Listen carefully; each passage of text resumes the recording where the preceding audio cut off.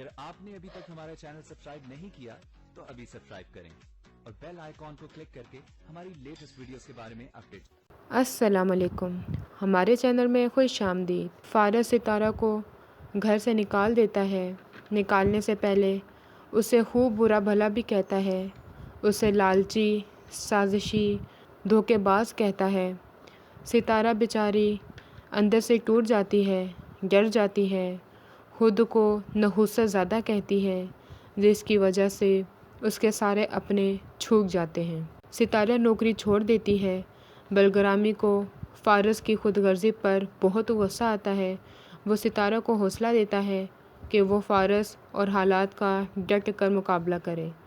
وہ ستارہ کو مجبور کر دیتا ہے کہ وہ اپنی نوکری قائم رکھے اور فارس کے سامنے جتلاتا بھی ہے کہ وہ ستارہ کے سامنے کوئی قابلیت نہیں رکھتا۔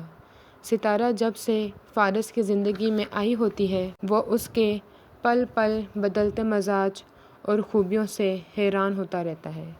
سب اسے سمجھانے کی کوشش کرتے ہیں، ستارہ بری نہیں ہے، فارس غلطی پر ہے۔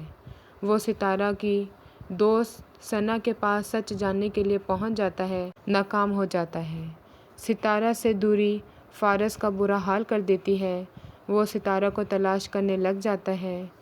فارس ستارہ کا پیچھا کرتے ہوئے لفٹ میں ایک بار پھر بند ہو جاتے ہیں۔ ستارہ پر ایک بار پھر سے وہی گھبراہٹ اور بے ہوشی کا دورہ پڑتا ہے کہ پہلے ستارہ کا بے ہوش ہونا اس پر الزام رکھ دیتا ہے کہ یہ اس کی چال تھی فارس کو پھنسانے کی، اس کی دولت حاصل کرنے کی۔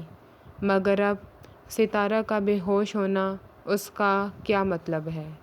ہماری ویڈیو کو لائک کریں، شیئر کریں اور سبسکرائب بھی۔